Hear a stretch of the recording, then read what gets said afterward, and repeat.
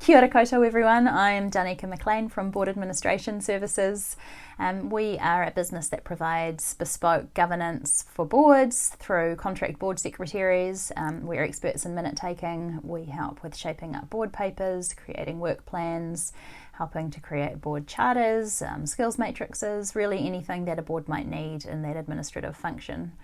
I am a company secretary and I've been a board secretary and I've been doing that for over 15 years now. I'm a chartered member at the Institute of Directors, having done my company directors course with them.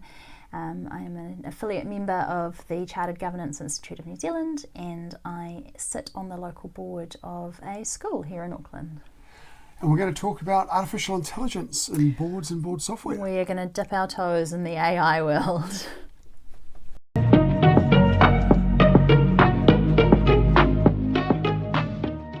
Hi, welcome to Governance Bites. My name is Mark Banicevich, and as you just heard, I get to spend some more time with Dauniika Maclean. Dauniika, thank you very much again for your time. Thank you for having me. A really popular topic at the moment, artificial intelligence. It's invading everything since the rise of ChatGPT, I guess a little over a year ago it really exploded, didn't it? So yeah. Interesting topic to get into. It's a very fast moving topic and I think probably a lot has changed even since I spoke to you a couple of weeks ago and said let's do an interview around AI. Right. So we'll talk about as it is today, but preface that by it may change. Yeah, absolutely. So one of the most common forms of artificial intelligence that is most accessible is the large language models, such as GPTs, which I looked up as generative pre-trained transformers, ChatGPT being the most common. They offer tremendous efficiency gains. How have you used them or seen them used by boards? Yeah, well, I think before I touch on that, it's not just AI, it's the generative AI that we're talking about, of course, because AI has been around for a long time, but it's the generative AI that's really come into its own recently. Computers have caught up with the concept of artificial intelligence, I think, has been what's happened. I think so, and now companies all over the world are seizing it and are integrating it into their software and platforms, so I think, you're probably using it without even knowing in a lot of areas, just in your day-to-day. But I think certainly for today's conversation we'll focus on those large language models like ChatGPT or Google Bard is where I've used and dipped my toes the most. Right, okay. So how have you used them, or how have you seen them used by boards? Yeah, sure. So they're great at consuming information and pulling out kind of key details. So you can, as a director, provide them with an article that you want to read, but it's 27 pages long, and just give it to ChatGPT and say, can you please give me the highlights from this article, and it'll produce them for you instantly. Taking a lot of data and saying, can you extrapolate these into graphs for me? It'll do that for you. So really good at that kind of processing of information from a director point of view. There's software that'll help to take meeting minutes and notes and kind of look at actions that have been done in the meeting. They're really great for probably not board meetings, but you might be doing project steering committees or internal management meetings. They can be really helpful where you don't need a kind of formal set of minutes. They're really cool. I've certainly been using it as an administrator for doing all sorts of things, helping to streamline things, managing my calendar, producing policies. It's incredible at just kind of at a glance. When you're doing a work plan, getting all of the dates and public holidays and school holidays at click of your fingers, it'll just produce all that information for you. So it's very good at first drafts. I don't think I'd ever use, or certainly not yet, the output from a GPT and say that's my final document. No. But very, very strong. As you say, for things like policies, other templates like that, it produces pretty solid templates. Absolutely. In a draft, you're always going to have to apply reason and make sure that it's sense checked and has the correct information that you need and adapt it to your own company. but certainly for drafting it's incredibly fast. And for summarising, I mean, one of the ways that I've been using it now is off the back of these. When I pop the video up into YouTube, it produces automatic subtitles, and the YouTube automatic subtitles aren't great. There's no punctuation, there are very few capital letters, although if there are, they're in random places. And you pop it into ChatGPT and say, punctuate this using New Zealand or British English is what I asked for, without changing any words, and it very quickly goes through and does that. It saves me a couple of hours per video of subtitling. Yeah, and I think we've talked about before, it's very good at adapting to different languages as well, including Te Reo. It can pick up phonetic sounding words and turn them into the actual Te Reo words without any input. Which is amazing, isn't already it? Changed. Yep, and that's the beauty of the generative part of it. So one of the key risks with GPTs is around the confidentiality of information. So with the confidential information that you're dealing with from the boardroom, how do you manage that confidentiality risk? Yeah, so I would never give any confidential information to a ChatGPT or a Google Bard of any kind. So if you are using it to summarise a conversation to help you do minutes or something like that, I would always cleanse that those notes before putting them in there. So redacting any company-specific information. Exactly, any identifiable information, names, anything that you could use to tie back to the company, I'd remove. Do you use the free version or do you have a paid version? I have a paid version. Yeah, right, which also gives you some additional strength around confidentiality, but, as you say, still worthwhile absolutely taking. My trust is not quite there yet. It's when you don't completely understand, and I'm certainly no expert in terms and conditions, it's I just err on the side of caution. Yes, absolutely. I know, sorry to interrupt you, I know that you can get the enterprise version, which gets embedded on your desktop as a company and is it's not open, it's completely closed. Yes. I think if you have that, then you could start putting some safeguards in and start to use it with a bit more kind of company information. Right, yes, the enterprise version, that would be the key thing to consider, and read the terms and conditions and have a good understand it. And not just by checking the terms and conditions into ChatGPT and asking for the keywords. Do you see any other risks associated with the tools? Yeah, I think there's natural bias that can be introduced by the information that you're feeding it. You can't always rely on it to give an unbiased view. Certainly the information that it provides is not always factual, so you do need to, as we talked about, sense check those things.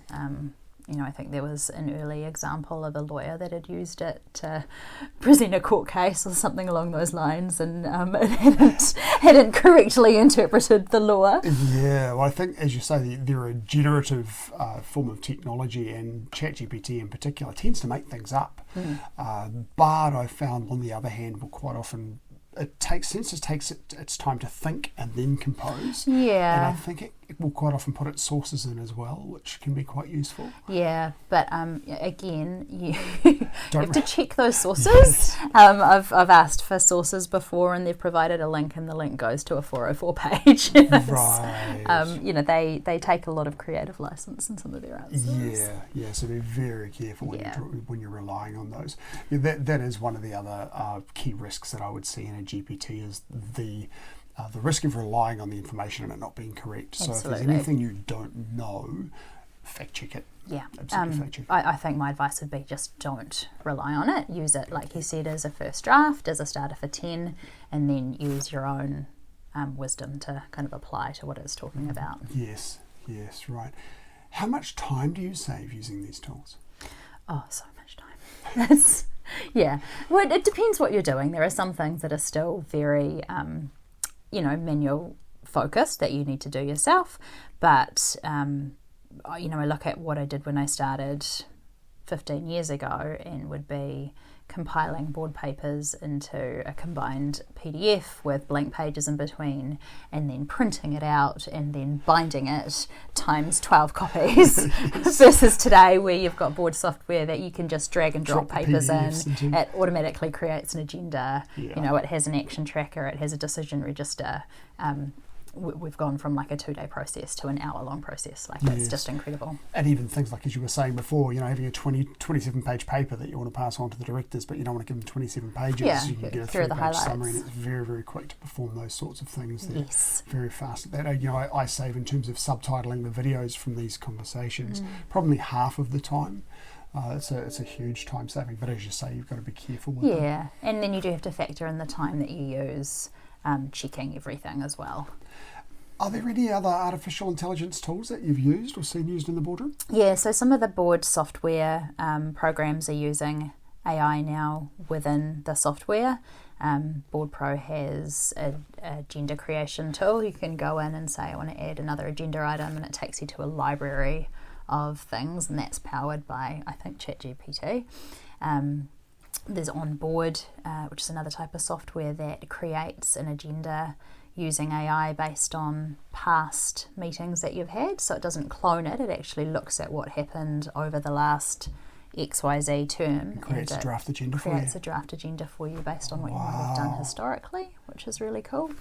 And then there's the minute-taking softwares that I talked about. So, Microsoft Teams, Zoom, Google Meet have all got that transcription service embedded within them now. They're going a step further and they're kind of giving you those summaries. And then there are softwares that do that specifically. The kind of market-leading ones are Otter AI and Fireflies are the ones that I've used, which are quite good. And you can plug that into an online meeting, or you can actually set it on the table with your phone to listen, and it'll create that transcript. It'll give you a summary, and it'll kind of point out any actions that it's picked up. You can train it to understand people's voices, so it starts to know who says what. Actually really good support for if you're doing board minutes, so to actually go back and reference and see, well, that's what they've interpreted that as. I wouldn't ever use it as the minutes. No. But like for internal meetings, it's great. You might not necessarily have a formal minute, but you want to be able to refer back and say, this is what was discussed and these were the points. Yes. Yeah. Yes. And while the verbatim record is never a good thing to have to read through, producing summaries, producing action lists, those sorts of things are tremendously valuable. Yeah. But again, don't rely on it. You want to is everything there and do some fact checking. Yeah, as well. and it's always, it's going to get better. Everything's constantly improving in this world, but they still can't interpret every word that you say as what was actually said. Yes. Yeah, I don't know if you find that in your transcripts with... Yeah, sometimes the YouTube's automatic transcript is not too bad in terms of picking up words. Anytime you both talk at the same time, it'll have trouble. Sometimes, certainly jargon or foreign language. It's actually pretty good with the New Zealand accent, though, which is quite pleasing. In fact, with most accents that I've experienced, it's pretty good with those. Yeah. Just for some reason, no punctuation. I don't understand why. It's just one big long sentence. Tell us about the board software. You've mentioned a couple already. What are the market-leading tools, and broadly, what do they do? You've mentioned already producing an agenda, drag and drop PDFs to produce a board pack. So the main ones in New Zealand are Diligent, Board Books, Board Pro, Stellar Boards, and Onboard. My favourites by far are Diligent and Board Pro. Diligent kind of at that enterprise corporate level, and Board Pro at the SME not-for-profit level. They revolutionise the board processes. It's a secure central point of information that all directors and executives and secretaries can use and access. It'll produce the board packs within there. Everyone can log in securely to access those, so board packs aren't being circulated via email, so they can't be interpreted and hacked. The benefit of having those action trackers within the software that you can go in and edit as a director. You can go in and add your own edits to them. You can close them off. They automatically send out reminders. So that just takes an entire workload off the board secretary that they were otherwise doing. There's those decisions registers, so every time the board approves anything or has a resolution, has out of cycle resolutions, e-resolutions, those are all captured, and there's a searchable database then of those decisions. You can print that out and say these were the decisions that were made in the year or the month, or I want to find that time that we did that dividend, and you can search those. It's a record of all of the past board meetings you've had, all of the minutes. Again, those are all searchable as well, so you can go into the database of the board papers and you can find the marketing report from XYZ where you talked about this. And I take it directors can have their own copy of a board paper and annotators. So their annotations and notes are confidential to them, so they're individual to their own login. No one else can access those.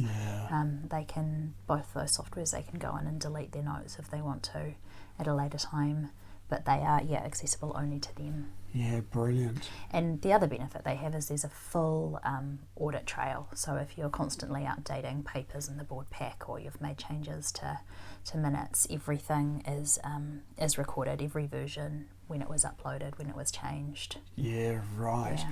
Yeah. You can even use Board Pro to look at who's opened the board pack. Right. Which have all the directors read the papers prior to the meeting. Make sure you've read your papers, because the board secretary knows.